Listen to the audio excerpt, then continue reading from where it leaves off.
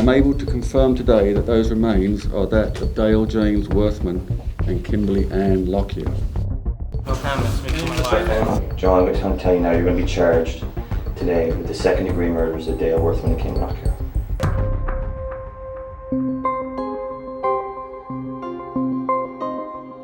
On August 27, 1993, 30-year-old Dale Worthman and his partner, 29-year-old Kimberley Lockyer, vanished from their basement apartment in Portugal Cove, St. Phillips. Several days go by without Worthman showing up for work, and his parents call the police. The couple's vehicle is in the driveway with Worthman's wallet and ID inside. In the apartment, they find toast, also Lockyer's purse with her keys and ID. And they find several $1,000s. There's a fridge full of food. Lockyer never picked up her check from the restaurant at the Airport Inn where she worked. All indications the couple left in a hurry, perhaps expecting to return. The RNC called taxi companies, airlines, interviewed neighbors, and were stumped. About 2 weeks after the couple was reported missing, the police went public. We wait and we ask that anyone that may have information in relation to these two missing people to contact the police as soon as possible. Year after year, tips come in, and search after search is carried out. In May 2002, special cadaver dogs are brought in from Ontario to check a pond near Whitburn. And there are rumors the couple was seen on a ferry leaving the province. But nothing. 13 years roll by, and finally, the police get a break in the case, and it's more than an idle tip. In July of 2006, Joey Oliver, a friend of Dale Worthman's, tells the police where to find the bodies. Here, in a bit of a clearing, at the end of a very rough dirt road off of Thurburn Road, not far from where the couple lived, in Portugal Cove, St. Phillips. On July 13, 2006, Operation Recovery begins. The exact location of the bodies has to be determined. A backhoe is used to strip away soil and debris. 3 days later, on July 16th, a woman's shoe and some leg and foot bones are exposed. A tent is erected to cover and protect the bodies, which lie in a single grave. 6 .22 caliber shell casings are recovered. A white tent is placed over them. The casings are some distance from the bodies, indicating Worthman and Lockyer had been moved after they were killed. A report on the excavation of their bodies says the grave was not a natural depression in the woods, but a pit which was purposely dug into the natural soils. And it continues, from our experience in excavating the scene, tools such as a shovel or mattock had to have been brought in to dig even this small grave. Digging with what would have been at hand, branches or a sharp stone, would have been too difficult, if not impossible. Rings and a blue-green denim jacket are also found. The report shows how the bodies were positioned, with Dale Worthman on the bottom and Kimberley Lockyer on the top. The bodies are wrapped and prepared to be transported for autopsies. It would turn out that the bodies were more preserved than expected because they had been buried in acidic soil. We had initially anticipated the recovery of skeletal remains. However, the environment in which the deceased were buried allowed a certain level of preservation such that there was some soft tissue remains. And there was little doubt about how they died. The cause of death for both individuals, which is gunshot wound. The bodies, including their heads, are caked in dirt. Once the dirt and tissue is removed, the evidence is clear. This is Kimberley Lockyer's skull, a bullet hole on the right side towards the back of her head. Dale Worthman's skull shows that he had been shot several times. When hair and the scalp are pulled back, they find a bullet. Other bullet fragments are also found. And there's what appears to be a large exit wound at the front of the head. The police will admit that unless Joey Oliver had come forward, the remains of Worthman and Lockyer might never have been found. When we come back, I can't get that image out of my mind. I'm up because of that. in his own words, what Joey Oliver told the police.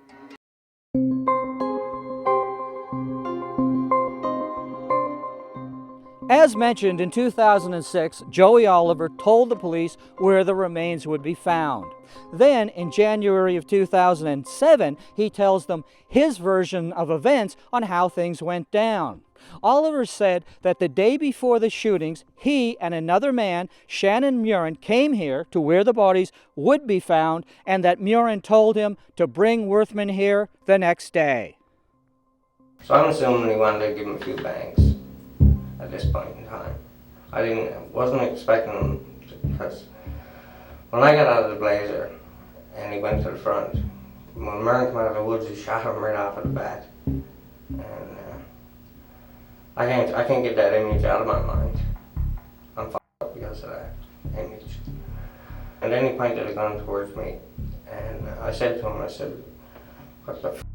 He said, "Look, just get the f*** out of here," and he said, "and go up and wait for me halfway up." Oliver tells the police that he didn't expect Lockyer to come along when he picked up Worthman. Why did you take her with you? What's he gonna do? Tell her to stay? It wasn't my thing. He's the one he's your girlfriend. Okay, so how did she come to go with you? Tell me that. He said, "Where you gonna come in?" What do you want me to do? What am I supposed to do?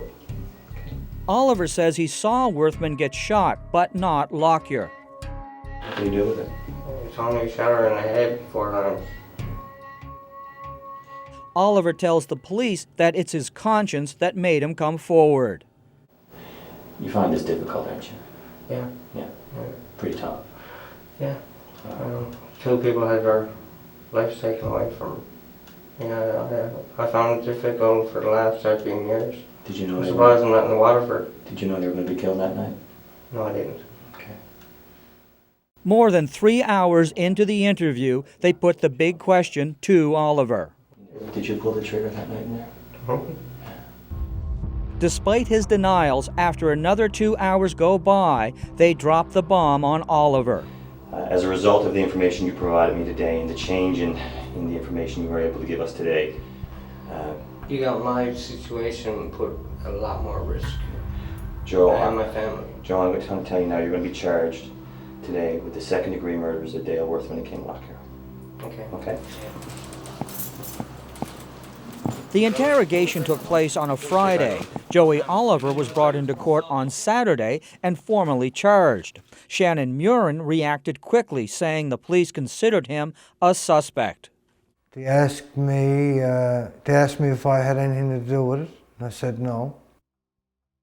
Murin says his past made him an easy target for Oliver. Murin had been arrested and tried in British Columbia for the 1994 murder of 8-year-old Mindy Tran. He would be acquitted, but would live under that cloud. Murin says that months before Oliver got arrested, Oliver called him and left this message. And you killed both of them cold-hearted. You're just one cold-hearted bastard. You're the one that's done that, not me. Oliver may not have been surprised he got arrested, but the murder charge came as a shock. As I've indicated a second ago, he's surprised by the charge and has a number of questions about that.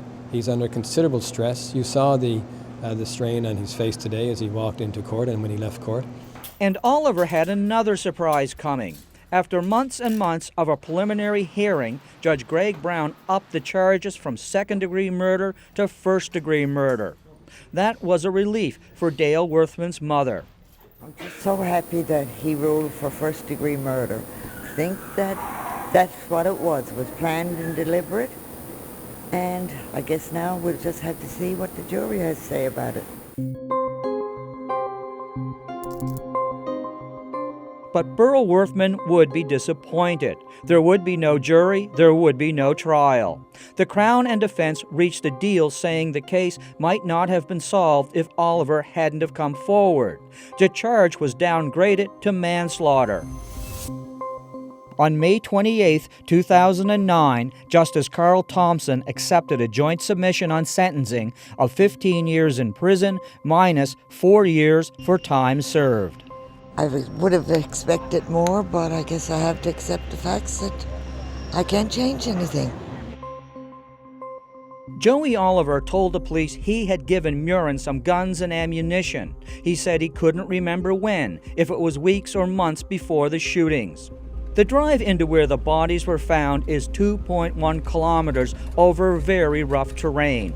Oliver says Murin told him he was going to give Worthman a few bangs. It's a bit of a stretch to believe that Murin, if he was involved, would get Oliver to bring Worthman this far into the bush just to give him a beating. In his questioning by the police, Joey Oliver said he didn't know why Worthman and Lockyer were killed. Nature has now reclaimed the ground where they were buried. Shannon Murin is 67 and still lives in Newfoundland. He didn't want to do an on-camera interview, but maintains he had nothing to do with the murders. Joey Oliver is 48 and was granted full parole 2 years ago. At last report, he was living in British Columbia. Glenn Payette, CBC News, St. John's.